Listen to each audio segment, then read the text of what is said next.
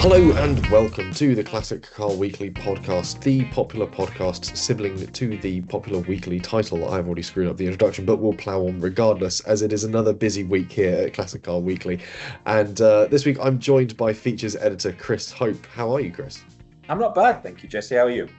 I'm doing all right. A little bit sun-kissed after yesterday's feature shoot. We were all out, all six of us, over in Kings Lynn at Anglia Car Auctions, but more on that in about a month's time or so, isn't it? Yes, when that's that for story our comes out. upcoming special issue. So we do 10 of our special issues a year with upsized pagination. So June 4th, you can keep an eye out for that then.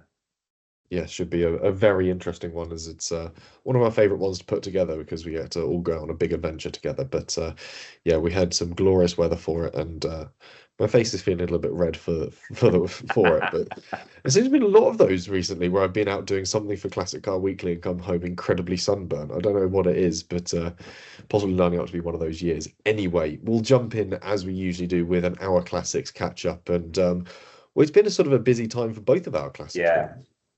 Yeah, go on, you go first.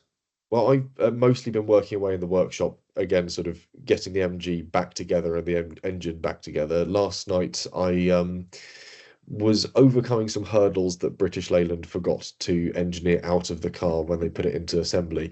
So there's a small block that's bolted into the front of the engine block that sits over the front bearing cap, and essentially it's sort of like a three-way seal that helps sort of bolt the timing chain cover onto it, the sump onto it. It's bolted in several different directions. It's drilled through in several different directions and tapped. And the problem is when British Leyland looked at that part and said, right, we need to make this.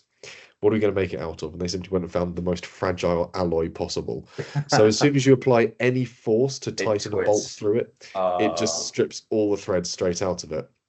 So the previous owner of my car had the engine overhauled, but it appears to have been done by someone more amateur than I, because it was held together with bathroom sealant and hope. Okay.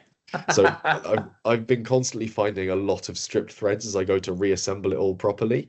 Yeah. And yeah, I've decided to try and address one of those issues. So I've taken the block, I've drilled out the holes, and I've spent some last night tapping the holes. So I've got a slightly oversized thread. I've now got some oversized studs that then step down to 5/16 that I can then put my regular sort of nuts and spring washers on. So I can get a good compression and a good seal, but now it's against a slightly more sort of aggressive thread and a slightly fatter stud that's sat in there. So yeah, overcoming the problems that British Leyland never really thought to deal with back in the 1970s. But yeah, we move. We're learning a lot as this process goes on, and it's a great way to spend a lot of time with my family as well, because my dad, pretty good. He's on holiday at the moment, so I called in the backup reserves of my uncle and my granddad, both of whom are pretty good machinists. So they were able to help with drilling and tapping. So positive upsides. Good. Well, I think I mentioned before, I'm doing the London to Brighton classic car run for the first time. I'm doing it in my 60s Mini. As regular sort of listeners will know, it's poodled about. It gets used for sort of the short commute from my home to into Peterborough. It's appeared at the Resto show at the NEC. But yeah, based where I am in sort of sort of the Cambridgeshire, sort of Lincolnshire, Northamptonshire, sort of Rutland area. It's a big ask to get it down to Brighton, and I just wanted a little bit more sort of surety that it can make the journey. Not to mention the fact that I've only almost 12 months now. The car is MOT exempt, but I still wanted it to be looked over by someone just to make sure there wasn't anything that I missed. So I bumped into the Real Mini Company, based in Oxfordshire, when I was at the Resto show. They had a stand there and they were exhibiting. I thought I'd go over and have a chat. I'd actually read about them before in some of our Keepers articles, where some Mini owners have had some really sort of quite positive things to say about them. So yeah, just I'm by no means an expert on minis. I'm an enthusiast, absolutely love driving them, sort of thing. But I wanted someone who knew these cars inside out to sort of have a look over. So they very kindly offered for me to come down and then do a ramp inspection. So yeah, long and short of it is that it's largely positive. There's no great fears with regards to structure or bodywork work, which is what I was perhaps most nervous about. I bought the car through Anglia Car Auctions. I didn't have the opportunity, well, as you did with your midget, to be fair, Jesse. Didn't have the opportunity to get it up in and on a ramp or anything along those lines. Don't have that kit at home. So I'd inspected it as best I could, but it was reassuring to know that underneath it's okay. Where it has let itself down is the engine seals. So it's impersonating a Civ at the moment is the A series. Having not really had any experience of owning A series motors, I just chalked up the amount of oil it was going through to just that's how much they burn, that's how much they weep. No, a little bit more than that sort of thing. So one of the things that, and along with sort of some engine steadies, not gone but deteriorating, the recommendation is just over winter, whack the engine out, do it all in one fell swoop. And I must admit, I'm kind of looking forward to that. I've never really done any sort of engine work before. So yeah, I'm looking forward to sort of doing that and trying that out. I've done sort of brakes and suspension and things like that before. Yeah, but engine I've always been a little bit unsure of sort of thing. And not necessarily unsure, just never had the opportunity. So there's a reason for me to pull an engine out now sort of thing and do something positive with it. Apart from that, it was a bit of a revelation to learn that rather than dry cone suspension, it's on hydroelastic. Just the way that it rode just gave that impression, and I never sort of thought to question it or look into it sort of thing. So yeah, it sits level. It does its job, but there's various sort of little things like perished elements and knuckles that would just be wise to get those sorted as well. So again, that's another job for the winter. And then maybe a slightly ineffective handbrake, remove the drums, have a clean out, put it all back together sort of thing. And yeah, there's various upgrades that's been done to my car. Now, I won't go into the too deeply, but it's got Cooper S brakes at the front. And the previous owner who did the home resto, graded it all, didn't, for whatever reason, decide that it was worth doing the master cylinders as well. No great issue in that decision, apart from the fact that you'll only ever get like half wear out of your pads because the cylinders aren't capable of pushing the fluid through to keep on pressing on the calipers to continue that wear sort of thing. So again, I'll look into getting those priced up and doing those bits and pieces as well sort of thing. So in more sort of, slightly less big job sort of mentality, you'll know from having sort of driven it, there's a really annoying buzzer that's been attached to the indicators. So someone who sort of drove the car previously really wasn't a fan of non-self-canceling indicators. So they had a little buzzer on it to remind you that you've got your indicators engaged. Yeah, I wasn't a fan of that. So I finally got around to locating it, finding it, and isolating it and removing it sort of thing. So pleased about that.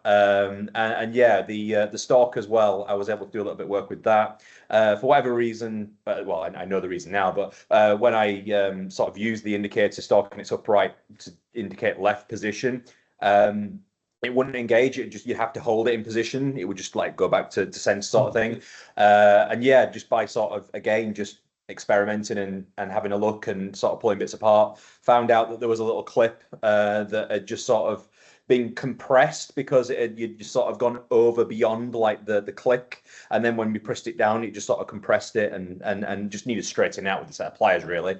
And that restored that sort of thing. So I think those things in particular alone are going to make a big difference on the London to Brighton run, not having to sort of hold the indicator stalk up and then not having to be deafened by this little alarm sort of thing. So it's like, actually, it was nice to be reminded that there's a little sort of tick, tick, ding, ding when you use the indicators and along with the light on the end of the stalk sort of thing. I completely forgotten that was a thing with the Mini sort of thing. So it's nice to have that back.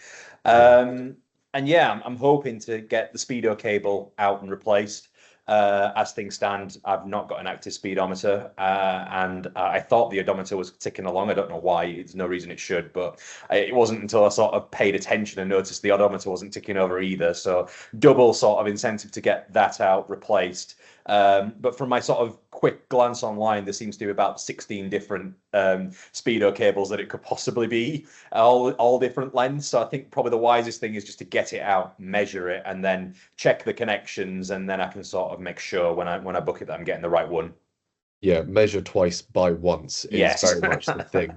I had that so with yeah, the busy, MG. as you said, properly busy sort of time. So, but it's good to hear that you're getting that bit closer, I mean, have you got sort of an ETA at the moment you're working? So I know driving day passed. Are you hoping to have it sort of next month, maybe, or month after that, or? Um, well, the problem is I've got a very busy June. I don't actually have an empty weekend in June, bar the very last one.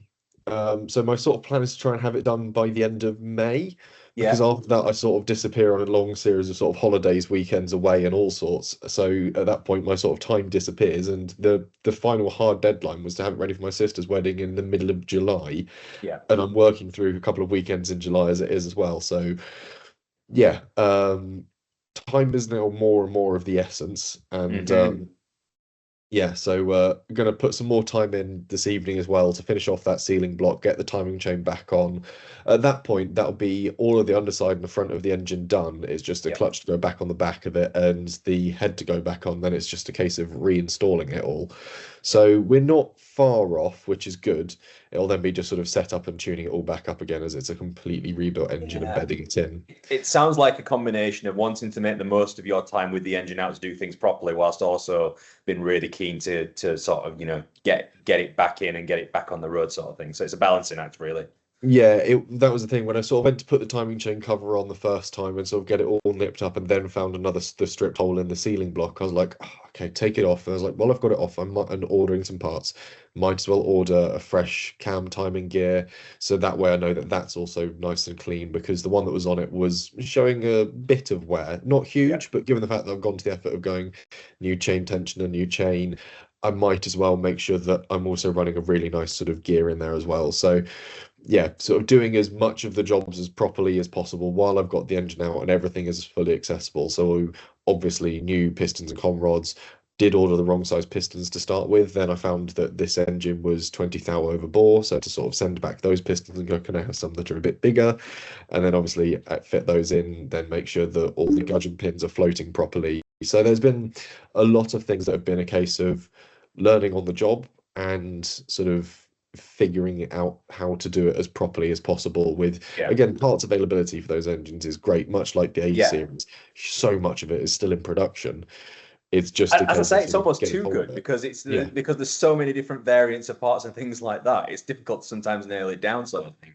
So I think the longevity of the A series and its many sort of permutations, the difficulty comes in not getting the part; it's finding the right one. So. Yeah, the right one to bolt into your car. Yeah, I was Mm. gonna say, have you got space to sort of pull an engine out or an engine crane, or is that going to be something you've got to find a workshop for? It's a very tiny garage. Yeah, no, I need to have a bit of a shift around and move some things from the garage into the hut and things like that. It's all doable, especially when we're talking about doing this over winter sort of thing. So, and yeah, I've got a friend who's already sort of replaced his V8 in his Land Rover. He's got all the gear sort of thing. So I'm hoping that if I send buy him a few beers, then he'll be happy enough to sort of lend me bits and pieces on, or maybe I just nip the car up there and do it then, and then take the engine home on the back of a trailer sort of thing, and then leave my Mini there. I don't know. I've not really thought about it. Oh, I'm you more can. just, as I say, relieved that I can sort of get down to do this London to Brighton classic car run because I'm really quite looking forward to it. So Mm. Trust me, you can just chuck the engine in the back of Anne car. That's what I did with the yeah, the midget's engine in the back of the Jimny all the way from Cornwall. It's fine. Just make sure you lay down a lot of absorbent rag if it does yes. decide to piddle oil everywhere. But yeah, we'll see how it goes. That's something certainly to look forward to in our classics as the year goes by. Anyway, we'll jump into the lead news story for a bit. And this was quite an interesting one actually, which was no room for snobbery, and it was sort of this sort of interesting call from sort of popular figureheads within the classic community to sort of open the doors a bit more to younger classics, which will in turn encourage sort of younger enthusiasts into the world. And it was an interestingly written piece and with some great voices to it. And I think it's something that we've always backed quite nicely actually at CCW. Yeah. Well, it was Steph Hoy, who's the main sort of protagonist behind this. She's a well-known YouTuber for her handle is I Drive a Classic, and yeah, she's just sort of reminding people that there's not a lot of advantages to gatekeeping to classics, and what she means by that is that there's a general feeling that if you say things to the effect of that'll never be a classic or that isn't a classic or things along those lines, then it's not going to really encourage younger enthusiasts to get involved. just because you have a strong enthusiasm for Morris Minors and MGBs and things like that. Not there's anything against that. It's presumptuous and to assume that means that someone who's in their sort of 20s and 30s is going to have that same attachment. They might have family connections. They might have mums and dads and granddads that drove those cars, but it's not necessarily the case. Everyone's nostalgia is different, and I think it's just been respectful of that is something that she was pushing, and something that our colleague on Practical Classics editor Danny Hopkins echoed, something that Fuzz Townsend from TV series Car SOS also sort of echoed. So yeah. I mean, for what it's worth, from my point of view, yes, absolutely. Everyone should sort of be slightly more respectful. Cars from the 90s and noughties are well over sort of 20 years old now. A lot of them, so they're out of production. You can make the argument that they are classics. People are making more effort than you would on a modern car to keep it on a road, because obviously there's less sort of dealership support and things along those lines. There's clubs that have been generated to support these vehicles and keep them on the road. I always think that's a good barometer as to what is and isn't a classic, if you've got those communities that are dedicated to specific makes and models. But there's a reason why younger people usually go for newer cars, and that is that they're at the bottom of their depreciation curve. They are generally cheaper. We generally sort of say that the likes of an MGB or a Morris Minor is an affordable car. You could get them for less than £10,000, for example, in really good condition if you buy the correct spec and look at sort of the later rubber bumper cars and things along those lines, and maybe avoid the Travelers and convertibles and go for a saloon instead in the case of the Minor. But for someone who only has maybe £2,000-3,000 to spend, it might as well be £100,000, that car, sort of thing. So they're having to look at what's available at their price bracket, and that doesn't change the fact that once they own it, they cherish it, they love it, they show it. That's not to be sort of overlooked, I don't think. That sort of argument of the affordability thing is a huge thing, because it's not also the initial outlay to purchase the car, it's also the running costs of it. And I'm quite fortunate in the fact that I can sort of balance out a lot of the running costs of the MG because I can do a lot of the work to it myself. It's not everyone is as fortunate enough to have sort of like two generations of sort of engineers above them to be able to call on and go, my car's broken. Also, I've got an entire workshop and engineering firm that I can basically park it at the back of and fix it in. Not everyone is in exactly that fortunate scenario. So you need a car that's also that bit more reliable. So that's where the modern classics come into their own a bit more. Is it something that you can buy, own, cherish, but also rely on that bit more and not have to worry about it in quite the same way? So it's a really sound argument, but it sort of also, we're seeing the sort of the start of that sort of spreading into the community, and there is certainly within clubs that are coming along that acceptance for it and that sort of encouragement of newer sort of younger classics. Look at things like a Young Retro Motor Club. We see them sort of growing year on year at the NEC shows. So it is coming, but I think the argument that could be made is that it could come quicker if there was this sort of greater acceptance as well. Yes. I like to sort of think that we can have worlds where we're not doing modern classic shows or shows that are bracketed as such, that you can go to a general car show and have a general mix of cars, that it can be sort of everything from pre-war 1940s through to those 90s and noughties motors, and for that not to be seen as unusual, that just to sort of be considered the norm. And maybe it is for some shows, and what, more power to them if that is the case, sort of thing. So but I mean, to play devil's advocate slightly, I mean, you can look outside and you can look at like a modern Corsa or a Qashqai or a Sportage, and you can say, well, that'll never be a classic. And what you mean by that is it's impossible to imagine a world where it is a classic, that there's not it's difficult to see that future.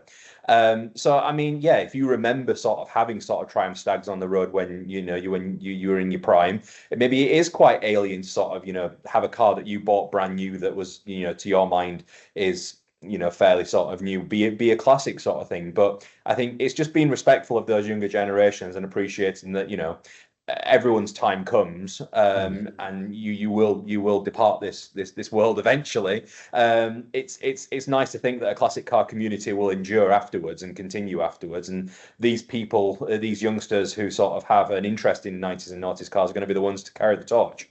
And there's nothing to say that once they have bought their cheaper 90s and noughties car as they get a bit older and they get a bit more disposable income that they don't go older. That's exactly what Mm. I've done. I started with a 1989 Toyota MR2. My car after that was a 1980 TR7, and now I'm in a 1964 Mini. I mean, not everyone's going to follow my path, and I don't expect everyone to follow my path. But it's not a given that just because they like those era of cars now that they can't appreciate older cars as that familiarity within the community builds. And once you're inducted into the community, you find out and learn about more and more of these older cars, and you sort of grow to appreciate them from there. And also, Yeah. when you sort of speak about the banality of a lot of modern cars, that same argument would have been used in the Oh sort of yeah. 60s, 70s for things like the Allegro, the Cortina, the Morris Minor. They were just like the everyday saloons and sort of runabouts. But now we sort of herald them as like sort of kingpins of the classic world. And Hmm. you sort of go, okay, that will eventually happen. We've just got to figure out to which cars from the modern generation. And that will take time and that will take understanding to see which ones do have that level of appreciation. And it ties a little bit into Out and About, where we've got sort of a multi-mark club that's being set up in London to sort of celebrate classic cars and interesting ones that's encouraging in young and new fans as well. And a similar thing when it goes to branching into younger classics was Donington Historic Festival. It had a brilliant Yeah. GT3 racing series, which brought in sort of sports cars and sports racing cars from the sort of noughties right the way through to the early 2010s. And those are cars that are getting on for sort of 10, 15 years old now, long since expired from the sort of current racing scene, but they now take a bit of specialist care. They are Yeah. far and far away from compared to their sort of modern counterparts to drive, and they sort of feel at home in the classic racing world as well. So it's sort of it's happening on the fringes, it's happening in certain areas, it is happening slowly, and I think it's a sort of, if you view it as a good news story, it makes a hell of a lot more sense because you can Yeah. see these changes are happening, and we need to sort of speak up for it and to sort of encourage it along a bit more. I do find it interesting because it seems to me that those family cars that you described, they seem to take that bit longer to be considered to be classics. If Mm, you look at the likes of maybe something like a Lotus Elise, nobody is questioning that that is a classic. If anything, they're questioning whether the Mark II or even Mark III version can be considered a classic now, sort yeah. of thing. So the original Series One is now a bona fide classic sort of thing, and yet you can sort of get a same date plate Nissan Micra, and it's not getting the same sort of love sort of thing. So I mean, there's of course reasons for that. I mean, things like the Lotus Elise, sports cars in general, they're sort of, they were lauded in period. They were Mm, these things that you aspired to own sort of thing. At the very best, and Nissan Micra was just a white good to some people sort of thing. It came and it went, and it did its job sort of thing. So I think we find often we've done sort of features where we've looked at 5, 10-year-old sports cars, and it's been an easier sort of argument for us to include those than it would have been to include a standard poverty spec hatch of the same equivalent mm. age. So I don't know. Again, these sports cars are something that you sort of had to save up and have sort of the expenditure to sort of buy. That again, that there's a certain amount of gatekeeping there in terms of price, and that they're very rarely affordable sort of thing. So, well, it's one of the Because you, reasons why you yeah. found a midget, isn't it? It's like you wanted Mm, that open air experience. You had to go back to the 60s to be able to sort of afford it in this instance. mm. And I think the when you try and sort of justify what becomes a classic car, it's easier to justify things that you would have been a purchase of the heart. You don't buy Yeah. necessarily a 1.6 Cortina as a decision from the heart, but you do buy sort of a Escort, a Mexico, or an RS 2000 sort of as a sort of a emotionally driven decision, and Yeah. that sort of speeds up its process for becoming a classic because a classic is something you think of in a more beloved sense. You have a level of nostalgia for it. It's that thing that's got more of an emotional tie, and that will happen to sort of younger and younger cars as we see them now, but obviously we'll move on. Essentially, that window we view it from will constantly be a shifting one, so it's trickier to see it. But there's value for and a great argument for vehicular diversity. I mean, if you look at the current issue of Classic Car Weekly, the spread of cars and genres that we've got in Mhm. it is actually a really fascinating one, from classic Yeah. Yeah. sports cars, odd post-war marks. There's the modern classic in the form of My Jimny, which shares page space with Andrew Roberts Wolseley. So we've got this sort of in one issue something that's sort of truly brilliantly exemplary. I And I mean, don't want to say it without sort of patting our own backs. Yeah, But yeah, yeah. But I mean, look at our front cover. The bottom hmm, rail, you've got a buyer's guide for a 1950s Jaguar Jupiter, and then on the same in the same sort of area, you've got a Skoda Fabia. So it's yeah, Broadchurch. yeah, the diversity can exist, and it makes for a more interesting sort of interesting world and interesting shows and an interesting magazine. I think that's why we try and do it, is because you can turn the page and you sort of get greeted with a different range of classics and different stories associated. And when you go to shows, you sort of walk from one row to the next row of cars, and you're greeted with again another sort of diverse row of things with different owners' stories and different reasons for owning it. And it makes it a far more enjoyable thing in the grand scheme of things. But then we'll swap from sort of arguing for this sort of diversity to a sort of very archetypal classic, certainly an archetypal classic brand, Jaguar, and Yes. the XJS at 50 years. And I think I'll let you lead this one because this was very much your sort of your idea for a shoot and Yes. one you put together. Yeah, thank you.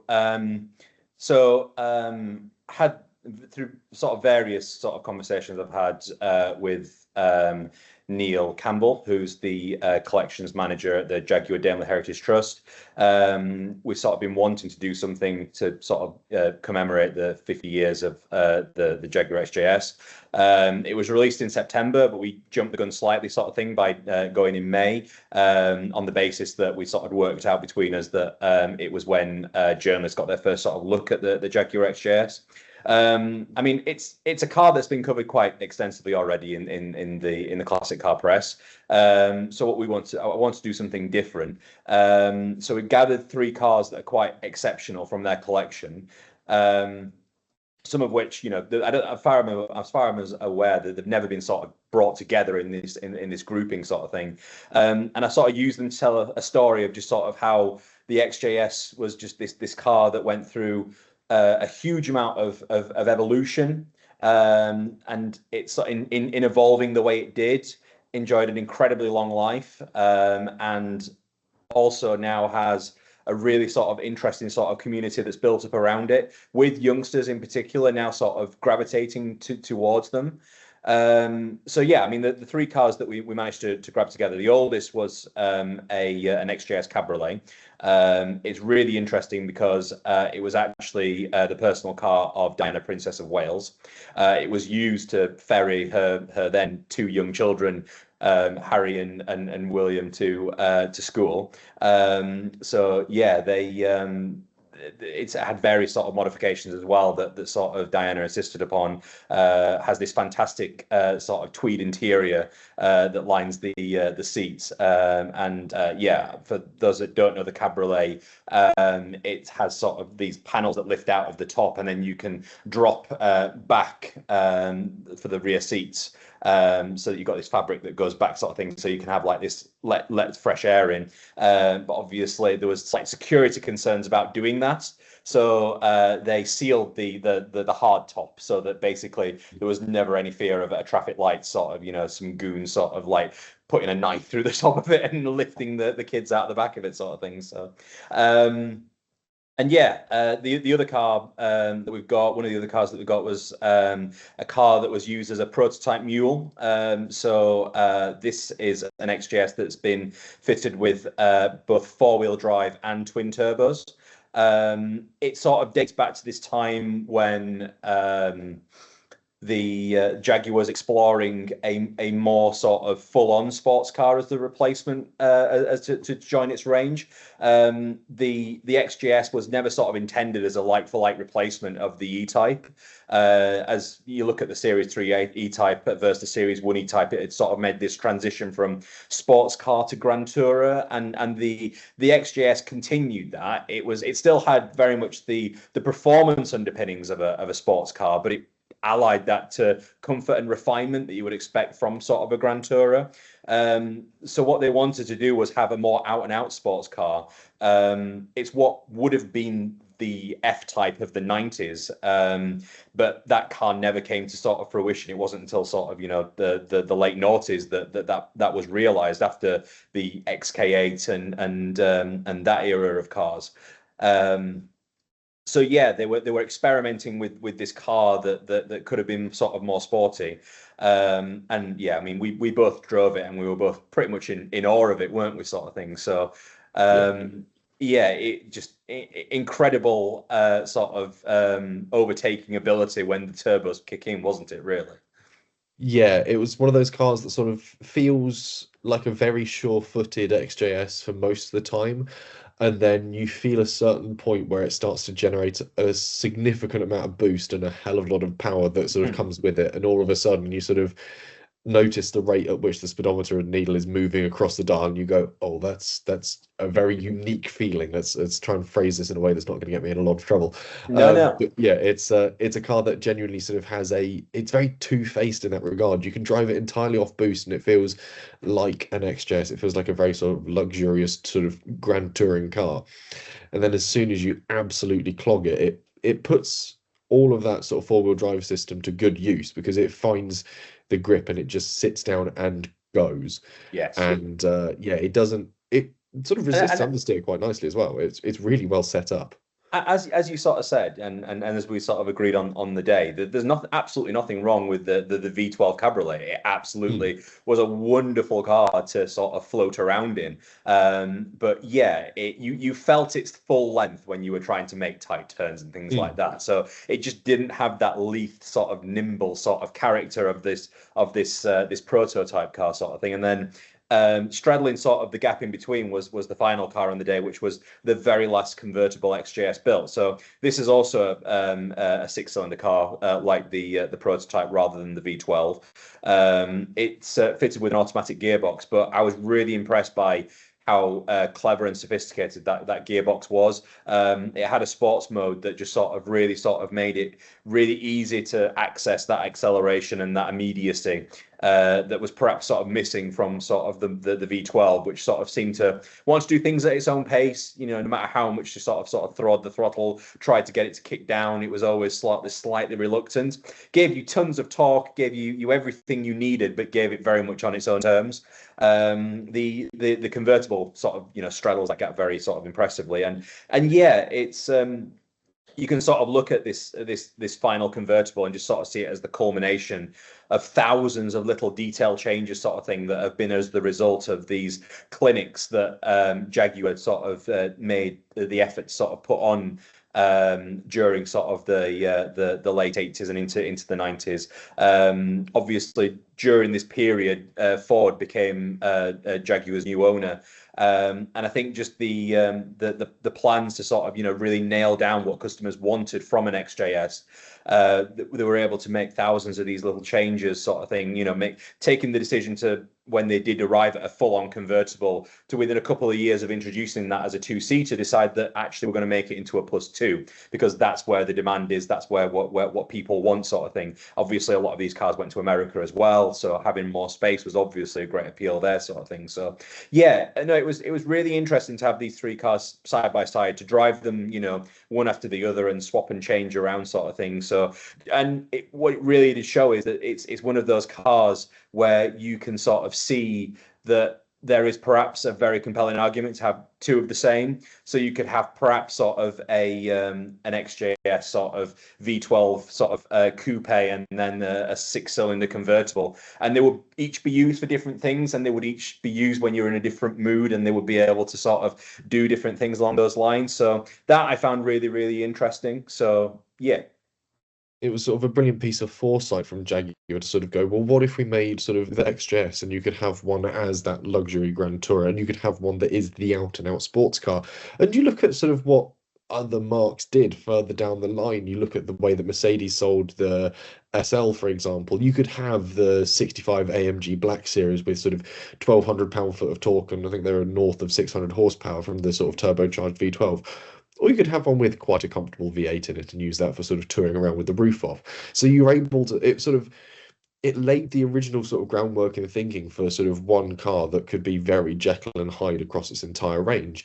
And that's quite an early sort of concept. We've seen sort of Ford do similar with things like the Escort, where you could have like your sort of proper Kent crossflow engine in it, and then you could go all the way up to like your sort of your giant sort of fire breathing sort of Sierras and everything. But it was unique to see Jaguar do it with such an interesting spread across its range, and they all felt distinctly unique, and you could definitely sense the evolution of the car as you worked your way through, right the way through till we got to that sort of HSE cab. At the end, you're sort of going, this feels grown up, it feels matured, and you can driving it and sort of getting used to its tactile points, you get a sense of just how much thought and that development that Jaguar put into the car, and the sort of the net result of it is quite interesting. But I also want to just sort of really underline in this feature where the market is for these cars, because I think they Mm. are criminally undervalued. It is not impossible by any stretch of the imagination to get an XJS of your choosing, be it sort of a six-cylinder, a V12, a convertible, a cabriolet, a coupe, any iteration that you want for less than £10,000. When you think that this was at its time the most expensive Jaguar ever sold, Mm. it's always sort of been a luxury item sort of thing, but it's not taken off in the same way sort of thing. I think, and you compare it to like one of its main sort of rivals, the Jaguar, not sorry, the Mercedes-Benz SL. Those are sort of now sort of, slightly more expensive, particularly sort of the R107 generation. So yeah, I mean, obviously there's examples that have sold for a lot more. Some of the most recent cars to sell at auction have sort of been 35, 44,000 plus sort of thing. So but yeah, no, what really sort of surprised me is, about 180 cars have sold over the past 2 years, and the vast majority of them sort of come under that £10,000 mark. So there's definitely precedence there. And what's also sort of really encouraging as well is that there's going to be plenty more opportunities at auction for these cars to appear, sort of thing. And I think it's definitely worth looking at. I think the XJS really does offer an incredible amount of car for your money. And as you say, you can literally pick the one that's your favorite. There's plenty of sort of different cars in the range that you can pick from. And the sort of the spread of them means there's something available for all of you. And I think, yeah, when you look at the other cars that it was possibly against through periods, you look at sort of also cars it's against on the market at the moment. Mercedes-Benz, you said the SL, the R129 as well, the series that followed Mhm. it, that sort of very sort of squared 80s, 90s look one. Again, it had that sort of spread of engines to it, but that still commands a sort of higher price. It's still seen as like the Well, sort of even something like a cream 928 of it. Porsche Mm, it would have been in period a rival sort of thing. And I think, yeah, or even just sort of looking at the predecessor, the Series 3 E types, you're easily spending sort of 30, 40,000 pounds for one of those, if mm. not more. So yeah, I think in the context of that, and I think it's only sort of getting better with age in terms of its styling and its looks. I think I think they are really sort of good looking cars. I think, as I sort of alluded to, you just need the space in the garage. Particularly, you need a quite long garage in order to accommodate one. So, Yeah, it's there are ownership requirements to that car, and I think yeah, being friendly with someone who can service it as well properly, because they are technical cars that require sort of a good yeah. deal of care as well to keep them on the road and in good fettle. But anyway, we've been chatting away for quite some time, so we'll sort of move on to sort of wrapping up this issue. And I don't want to spoil too much about the brilliant feature, because I know you put a lot of work into it, and there's plenty for people to enjoy it in print. Elsewhere in the issue, usually I've written out what else there is in the issue, but I've completely forgotten to do that this time. Brings it It's up okay. quickly. Well, I There is. mentioned the buyer's guide because I think the Jaguar Jupiter is a really interesting one. That car is 75 Mm, years old this year. Again, I think it's when you think about sort of that era, you tend to think of sort of the MGAs and sort of the early TRs of that sort of era. The mm, Jupiter was a real pioneer sort of thing, and it's a car that's going to be sort of front and center at the Le Mans Classic that's coming up in July.